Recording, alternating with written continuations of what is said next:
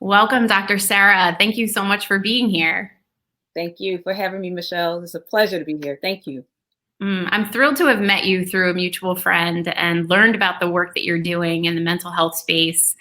And I had to take this opportunity to invite you on because what I'm up to with Michelle's Conversations That Matter is I really want people to gain a better understanding of mental health, right? Remove the stigma, educate people, inspire people, have those kinds of conversations that might be a little uncomfortable or a little off the beaten path. Yeah. So that's really why I have the series, and I love being introduced to experts like you, a very dear friend who you had cared for. I won't mention his name. Just raved about the kind of care that he received under you, and I think in a world where people have trepidation or they become resigned or they give up about finding the right therapist, I love hearing stories of people who say, this person made a difference for me. I clicked with them. They really helped me. Yeah. So before we dive right in, could you take a moment and share with us who you are, where you live, and what you do? Sure. All right. So who am I? So many hats. Today, I'll be the licensed clinical psychotherapist. And I am actually born and raised from Philadelphia, PA. Nice. Right now, I'm living in Cecil County, Maryland. Okay. And what is it that I do? So my focus is really on leadership, helping women, in particular, women leadership, and just helping to empower, helping women in particular to know how to take off the limits and go after their next level of greatness unapologetically. And I found that at times for many women, they take on roles and titles and positions and they're apologetic about it, or they feel like they're not good enough, or they're feeling guilty for being so great and powerful when they do have lives outside of that role, whether as a mom, as a as a wife, and everything else. But all in all, it's about us being able to take off the limits and go after our next. So that's what I do. I love that. We need more female empowerers like you out there. I think it's great. I love that. I can see you get excited talking about empowering women. That's just phenomenal. Today, we're going to talk about this topic of how to thrive through the holidays and into 2021. I think people, as we're approaching Thanksgiving in a few weeks, I think people are feeling a lot of emotions around what do the holidays mean for me this year? Am I going to see my loved ones? Am I not going to see my loved ones? What traditions can we keep alive? But before we dive into that topic, tell us why you like what you do, or why you've chosen to do the work that you do. All right. Well, I'll give you the funny version. So a girlfriend of mine in the 11th grade, we had decided that because we were great friends that we were going to go into psychology together, right? So I go to one college, she goes to another, and of course she meets some boy there who goes into, I guess he was into chemistry. So then she changed her major and decided to go ahead and be a chemist because of that boy. And I said, no, I'm going to stick with what I decided to do. I'm going to keep my end of the bargain, and I'm going to go ahead and be a psychologist. That's the funny version. If you were to ask her, she would say something totally different. But I want to say, since I was 14, I just knew that this is what I was called to do, because I've had so many people, adults at 14, coming to me and sharing their deep, darkest secrets. And they always felt that I was someone who can keep their secret, that I wouldn't judge them. So I just looked at it as, you know what, wow, people trust me for, their bearing their soul and the worst of things that they shared. They trusted me. So I looked at that as maybe it's something that I am to do. And to do, that's what I love to do. I love empowering. I love to help people transform and to become who they are called and born to become. So it's an amazing thing just to see people change before my eyes and be part of that. Awesome. That's awesome. I love that. I love it that it was born in you as a little girl. Yeah. I love hearing stories of people that like had this notion when they were little, and then like it sort of, you just kept, watering that, and look where you are right now. I think it's a beautiful thing. So these holidays that are coming up, you say that we actually have more control over the circumstances in this pandemic than we give ourselves credit for. Right. And that rings true to me because I have a resilience program that I deliver to different companies and to both the private and public sector. And one of the pieces in there is just that, is just getting people present to the control that they do have. Because if you listen to everything out there, you would think that you were completely paralyzed. Mm-hmm. But I really want you to share with us why you believe, because from your lens as a doctor, like why and how can people reclaim the control in their life right about now when things in Jersey, we're about to go into, or we actually are in like another wave of this pandemic. So share with us. Yeah. So just as human nature would have it, there's three things that we always, prior to the pandemic, that we hold true to ourselves without realizing. One is control, having control over the compounds that we are able to control.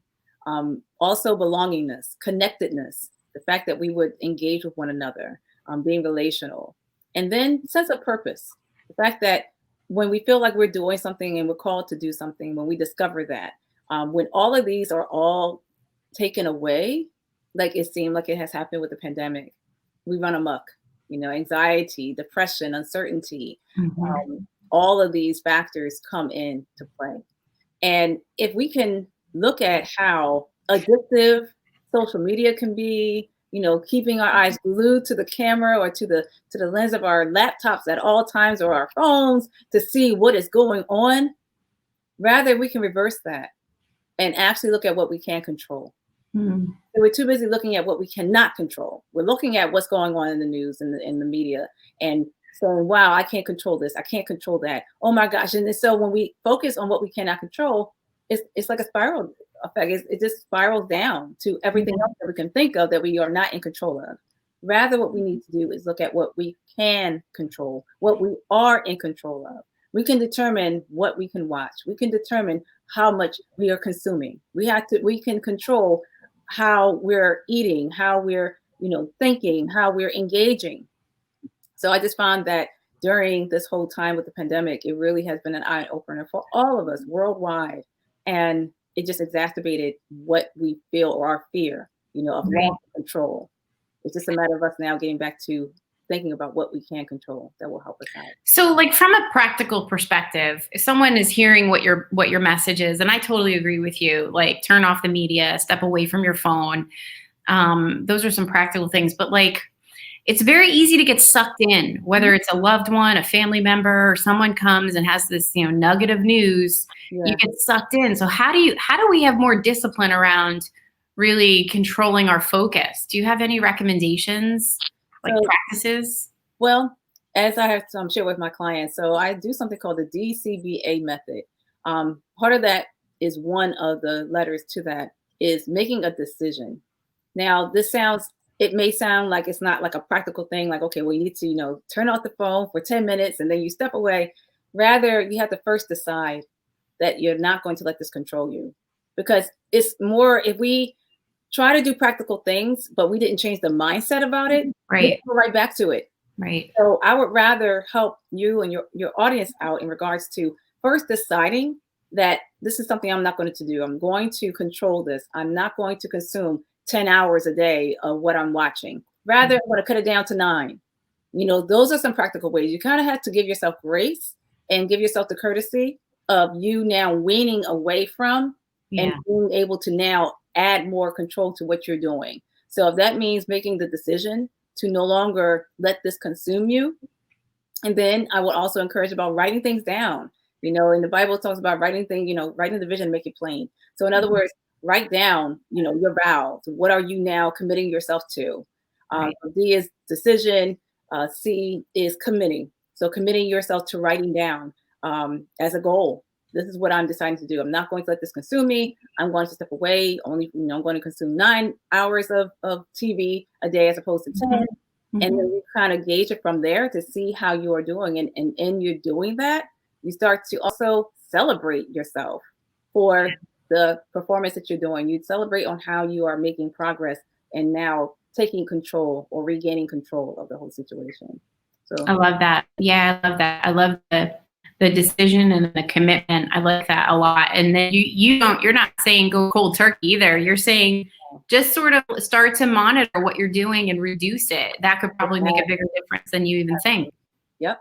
Yeah, it's just Yeah. a matter of a couple of tweaks. This 5 minutes a day, less than what you would do normally can make a world of difference. And when you celebrate yourself, I find, Michelle, that a lot of times we don't even acknowledge or celebrate. We don't give ourselves the credit for the changes that we are making. That's how Right. we start to discipline by actually not just doing the work, but also acknowledging and celebrating yourself so that you can do more of that. That gives you more an advantage and a momentum to continue onward. Right. So during this pandemic, we have a lot of people, I know a lot of people who follow me, who listen to me. A lot of people have either lost their job, they're having financial insecurity, they're struggling with their relationships. There's a lot of things that are taking its toll on American families and people and individuals. So how is it that we can have a positive mindset going into the holidays and really like have it be something that works? What are your recommendations? You are courageous enough to say that we can thrive and not merely survive. So tell us about that. That's right. So you, again, now that you have learned how to apply, first again, deciding and then committing, and then giving and extending yourself that grace and courtesy during this time. You find things that make you feel good. These sound so simple, but it's so, so effective when you actually apply it. A lot of times, Michelle and everyone, we usually look at something as simple as, oh, just decide and that's it. Just commit, that's it. Oh, just, cherish the moment and that's it. Find something good, that's it. But yeah, that is it. As opposed to trying to find something that is only going to last for so long. Instead of us trying to change the behavior, but not changing the mindset, you're going to go back to what you've done. And then that's just going to add more misery and frustration. Rather, let's go ahead and cut that out and start looking at what makes you feel good. How can you start looking at what you cherish during this time, as opposed to the doom and gloom. It's interesting how we're already manifesting what we're focusing on anyway. Right. So we're so afraid of doom and gloom, uncertainty, fear of the unknown. If we're focusing and putting our energy and our focus and our time on that, we're creating that. We're making more of it. Rather, let's shift our mindset and our focus about what is working, what is good, and I say this respectfully, who is here still? I've lost a couple of loved ones during COVID. Yeah. That were dear to my heart. And for me to continue to keep thinking about that, it won't bring them back. Right. So there's a time and a space and a place to mourn and to grieve, to go through the grief cycle. It's okay. But then look at the fact that you are here. And what can you do to either commemorate their memory, or what can you do to still continue to thrive? To not let this COVID-19, to not let the pandemic beat you, but you actually beat it. So yeah, I love that. I love that. You said something that really resonated with me around where you put your energy and your focus, right? Like, so I think people don't realize how powerful their thoughts are and how they can leverage their thoughts, or if allowed to be in autopilot mode, will go to the protect yourself sort of fight or flight instead of, who is it? Dr. Dyer, someone said like your brain is not wired to make you feel good. Your brain is wired to protect yourself. Yep. So you have to make a conscious effort of what you're choosing to focus your energy on, because energy goes where your attention flows, right? Absolutely. So I love what you're saying. I found myself, I'll tell one on myself because, hey, why not? I'm an open book. I was struggling the past few days. I've been really struggling. And I was like, starting to feel depressed again. And I was really like, just in a funk. And then like I did almost like this audit of where my mind has been going and the fear and the stress. And I've just been focusing on that. And it makes complete sense why I haven't felt great. Right. Because that's where my energy is going, instead of what am I creating? What is good? Absolutely. What am I grateful for? All those things. It's like complete shift. I got up this morning, I meditated. Like that was the first thing I had to do, is like sort of clear out all that noise in my brain, like wring it out. Exactly. And it helped. Good deal. You know what, Michelle, don't have me talk about. I can be transparent if it's okay with you and your audience. Sure. Yeah, please share. So everyone, we were here 5 minutes before coming on, and I usually am on time for everything. And I didn't want to concern Michelle. I didn't show up at the time, and I only had 5 minutes to come on before we were going to talk to you. And she just wanted to make sure everything was okay. And I told her, I said, look, just like what Michelle has said, I had this whole um, time, this past couple of days of concern about finding a lump and finding this lump in my breast. It it's interesting. I have been so happy go lucky this whole week before when the elections during this time of this recording was happening, and just being a support and being that light for everyone because we just didn't know which way it was going. Right. And then the following week, now I get hit with a lump in my breast, and I have given myself that grace. So again, give yourselves that grace. Yeah. Give yourself that permission, that space. If you're not feeling okay, it's okay to not be okay. Yeah. If you ever learned anything from this year, Yeah. you have to say to yourself, it's okay to not be okay. You don't have to always try to be okay for everything and everyone. Yeah. And Michelle, and as nice as she has been, she said, oh, we don't have to do this. Are you okay? I said, absolutely. Yes. We're going to show up powerfully. That was the word that Michelle gave me. We are here to help you to also show up powerfully. That things do happen. Yeah. And it's a matter of giving yourself that space and that grace to not be okay. And then you make a decision. Are you going to let that take you out or defeat you, or to have you to continue onward to be and sad and doom and gloom and depressed and uncertain? And if that is you, if you find yourself that it may be harder to get out of that funk than maybe comparing yourself to others, it's okay. It's not about comparing. It's just about what works for you. We're just saying that you can decide to let it overtake you and overwhelm you, or you can decide to change it. And changing it in terms of, I can't take the lump out on my own, but what I can do is decide on shifting my mindset, like Michelle just said, and look at what I am grateful for. I'm still here, and I was able to show up today and have this conversation with you. And this makes me feel so good. I wasn't even thinking about this, about the lump. I'm more focused on just having this conversation and just giving a contribution towards this amazing platform. So you just have to make a decision and then start to shift your mindset from what is going on to what you want it to be. Feeling good, to being grateful. Right. It is just a matter of shifting, and it may not happen overnight in terms of you. It may take some practice. Sure. It's okay, because now you are regaining control of the situation and over your life. I love this. Everything you're saying just resonates. And thank you so much for being vulnerable and telling everyone sort of what you're dealing with and how you're dealing with it. I think it's very real. People need to understand that, even the people who try to promote this goodness struggle, we're human beings and we have our moments, like we're not without challenge. It's just where we choose to put our energy. Absolutely. One of the things I think is very concerning, but also it leaves me with some hope is with this pandemic, people are experiencing mental health challenges. People are experiencing imbalances, and they may have never experienced it before. So one of the things that I try really hard to do is just to remind people is like you just said so beautifully, it's okay to not be okay. And it might be the first time that you're feeling that way. I think we have an opportunity now with more people starting to acknowledge how they're feeling, really normalizing the conversation and just having people talk about, it's been a rough week. Like, I'm dealing with this, I'm dealing with that. We're living through a crisis. We're living through a pandemic. Yes. And I guess so ultimately I do have a question. What is your advice? I feel like especially men, I think men are a different animal because they're not openly talking about their feelings and their emotions like us women. We have no problem, most of us, just sharing.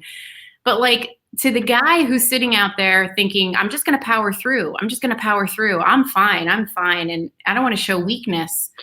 I really want to reach them. I want them to get that, it's okay to not be okay. Right. What are your thoughts? And yeah. So one thought that comes to mind is, I find very powerful the support groups. And now that we are sheltered in place, or we're all on Zoom or other platforms, that we can connect and engage. I would say to the men that, hey, there are other men like you who are feeling the same way. And why not have the opportunity to reach out to, and this may be easier said than done, but Yeah. consider Yeah. reaching out to other men that Yeah. you can confide with, even if it's one person. Hey, I always promote psychotherapy.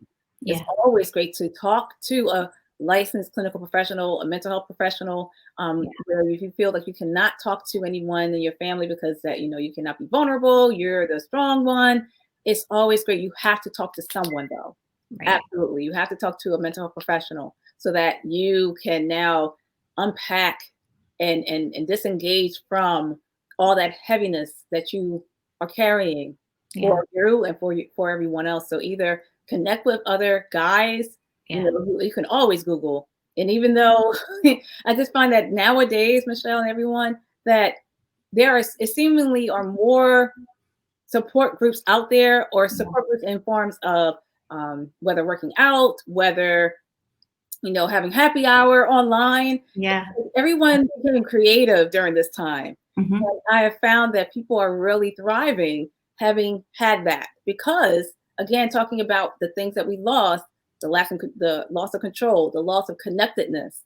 That was a major thing that really hit us, that we were not connected to one another, like in Right. face to face. So perhaps you men either reach out and talk to a mental health professional, or you start opportunity of some type of support group, or you start Googling and seeing if there are any type of groups that are out there. It doesn't have to be mental health groups, but it can be something that is of interest to you, working out, fitness, happy hours. You Mhm. can actually find that and see Yeah. if you can connect with them.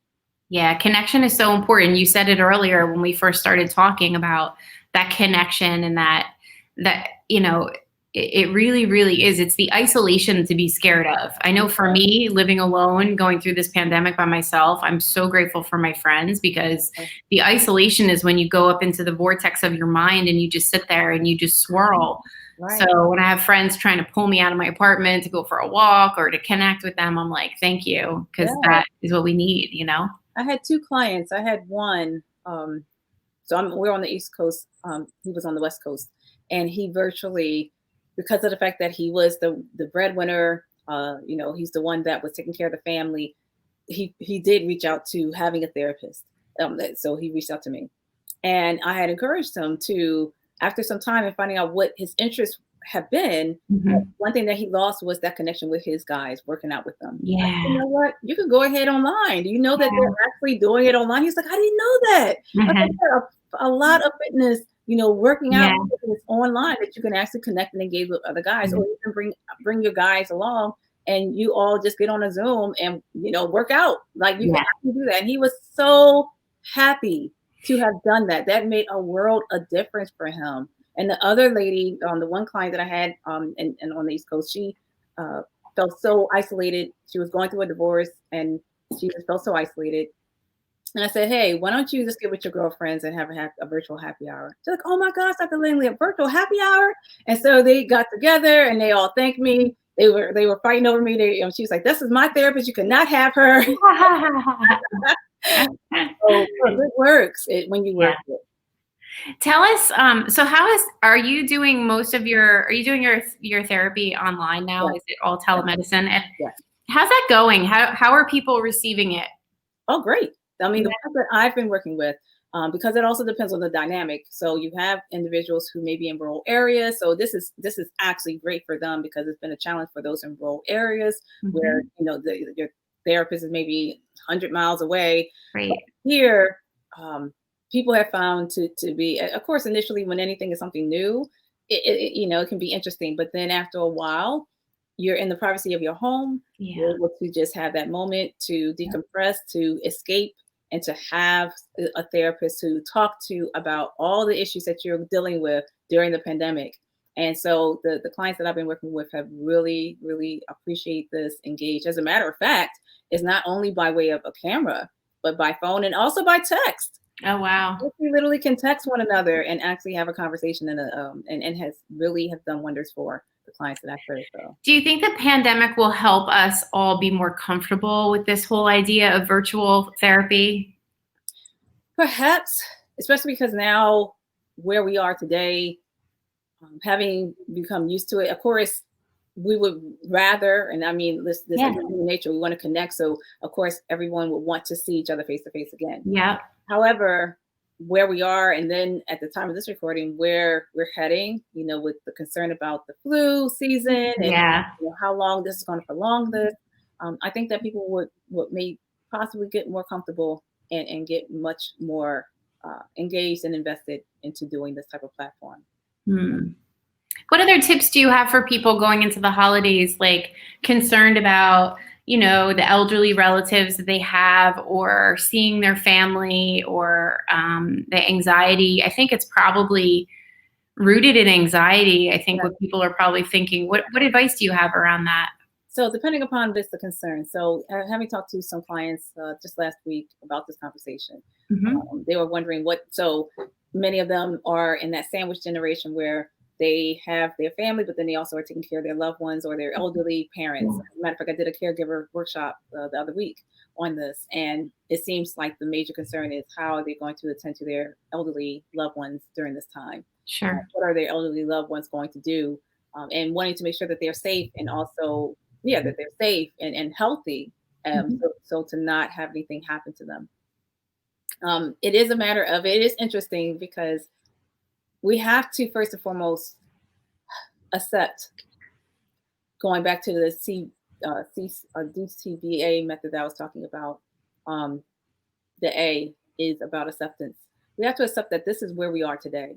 Right. A lot of times I find that we are trying to go against it, like we're trying to challenge it, or we just don't want to accept for what it is. And Yeah. we have to, so that we can adjust and do what is helpful and healthy, for all of us. Yeah. So you have to consider concerning your loved ones, what is the best decision to make Yeah. in seeing them and providing care for them, having them to be with you, or if it's not safe, if Mhm. it's not safe, you have to consider and just accept for what things are, so that it makes it easier for you to start adjusting accordingly, to think of the long term, as Right. opposed to, oh well, I don't want to accept the terms. I just can't. Mhm. And if something happens and then it hurts you because Yeah. of your decision. Oh, yeah.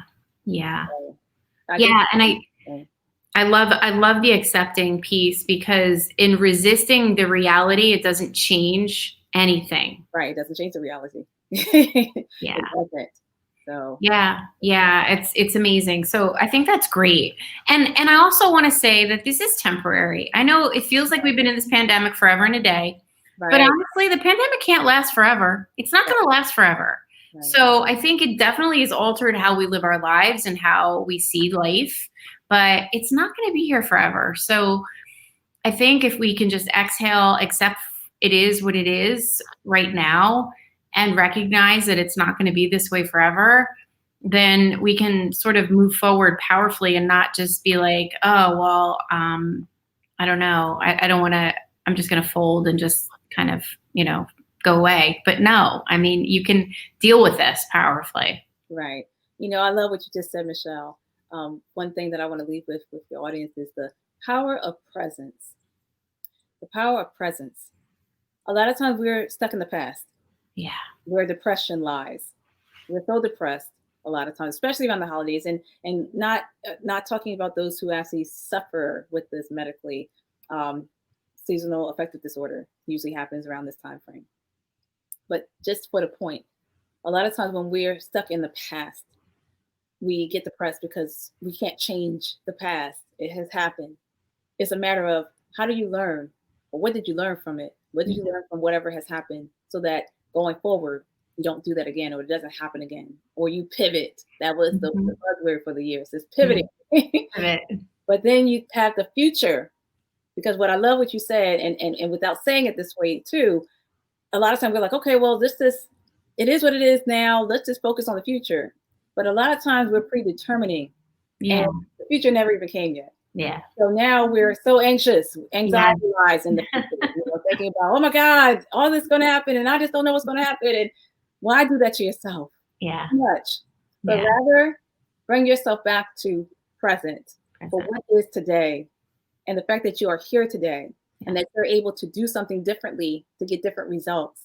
You can't change what happened yesterday, but you can decide today how you want tomorrow to be Right. right now and being present. So I just think that if everyone can start focusing on what is today and being grateful for what is today and how you can make your day even greater Yeah. as you're living this day, Yeah. it will actually impact tomorrow and you won't even have Yeah. to concern about the past. Yeah, absolutely. Small changes like that where you're getting present to your day, it's just like it builds a pattern, it builds a routine. Yeah. It's the foundation of having a good mindset. I love it. So, talk to us a little bit about, before I let you go, I'm going to let you go in a few minutes, but talk to us a little bit about the seasonal depression. I personally deal with seasonal depression. I know this about myself, and I dread the winter in New Jersey. Oh my gosh, everything's going to be gray and cold and snowy. And after my birthday's over, which is Christmas Eve, it's a downhill slope for me. Yeah. So I deal with this and I try really hard to, like, do some things to help myself, but I know other people might be struggling with it or anticipating that compounded effect on top of the pandemic. What words of advice do you have around seasonal depression? Well, it's interesting. I was going to ask you, what are some of the things that you have learned from it? Like, what things have you been doing for Go yourself? to the Caribbean, but I can't get on a flight. You can sort of zoom yourself there. You can actually put the screen or pictures if you're in the Caribbean. Right? No, I think for me, it's definitely vitamin D, right? Vitamin D. It's exercise. I get the endorphin high from exercise. If I'm dealing with seasonal depression and I don't exercise, it is an ugly scenario. So I know for myself, I have to make sure I have a routine, I have an accountability buddy, and I'm running or I'm exercising. So those are some of the things that I do. But ultimately, I'm not even kidding when I say the Caribbean, because at least if I can get away in like January or February for just a few days, Yeah. just a few days, doesn't have to be that long. I get that hit of the sun and the beautiful water, and I actually Right. feel recharged. That's what I do. Yeah. Well, it's so light, so having and being around and kind of, getting some more light into your day. So, and again, these are homemade remedies. I mean, you can find things that can, you can get in connected with lighting, going outside and just having that dose of light where you can. And also, as Michelle mentioned, in regards to exercising, accountability, being able to not do this on your own, having someone to hold you accountable and you can hold them accountable and you're just connecting again. These Yeah. are things that you can control.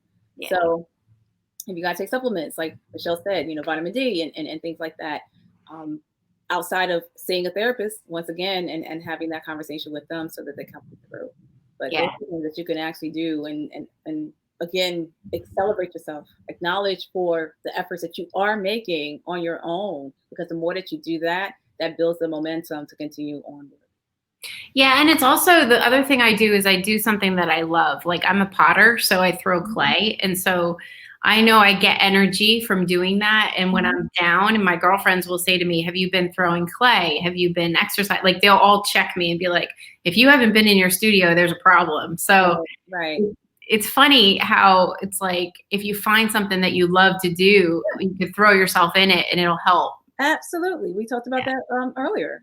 Finding something that you enjoy, that you love, something that makes you feel good. It's okay. Give yourself that permission, everyone, to feel good. Give yourself that permission that it is okay to feel good. So something that seems so simple is really those simple things that are the most effective, that's long lasting. So anything that you find that you enjoy, that's legal.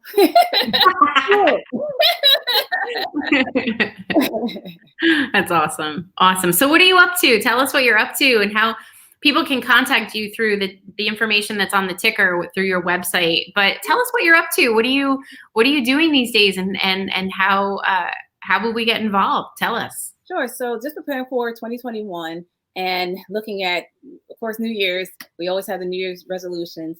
So I am working on a program called Success Without Apology. So really wanting to help, again, women leaders who are in these positions that they feel that they're comparing, they're not good enough, they're suffering with imposter syndrome, and they just feel like they cannot show up powerfully without being apologetic about it. This program will definitely be for you and helping you to unapologetically show up powerfully, and being able to embrace your success without apology. So I'm preparing for that in the new year to roll out. Nice. So anyone that's interested to know more, please go to my website, drsarahreneelangley.com. And outside of that, just preparing for the new year, or sorry, for the holidays, Yeah. having some webinars that I'm going to do to teach more about how to thrive during the holidays and beyond, so that we can be in preparation for 2021 and That's beyond, awesome. even in a pandemic. So yeah, I check love it. I love the work you're doing. I love the people that you're helping. I think it's great. You make it. You make talking to a therapist very comfortable. Like, I'm very comfortable going to my therapist because I adore him. But like, I think people have this idea that a therapist is very sterile, and you're so warm and you're so sweet and you're so kind. I want people to know that it's possible to find a therapist just like you if they need one. So We thank are, later nowadays we are relatable. yeah. Even being a doctor in it. But yes, Mhm. we understand. We understand where everything is right now, and so I definitely would encourage for you, for your audience, for anyone that's watching, to really consider it. It really, it makes a world of difference. So thank you, thank you. Yeah. I really appreciate it. Awesome. Thank you so much for being here, Dr. Sarah. I'm going to Yes, let you yes, go. I appreciate your time for being absolutely. Thank here, you so much for having and me. I'll stay in touch with you. Thank you. You take care, everyone. Thank You you. too. Michelle. Bye-bye. Bye.